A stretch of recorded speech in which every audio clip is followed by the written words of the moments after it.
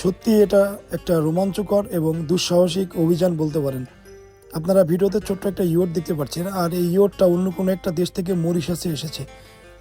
হ্যাঁ, যেমনটা দেখতে পাচ্ছেন এই ইয়টটাতে মাত্র 2জন মানুষ আছে এবং তাদের জীবন ধারণার জন্য যা কিছু লাগে সব কিছুই আছে এই ইয়টটাতে।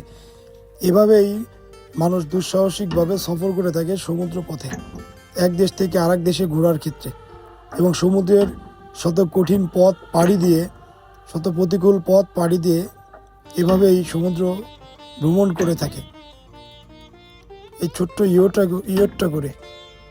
এরা এক দেশ থেকে আরেক দেশ ভ্রমণ করে। কতটা সাহসিকতা মানুষ হলে এই টাইপের ভ্রমণ করতে পারে।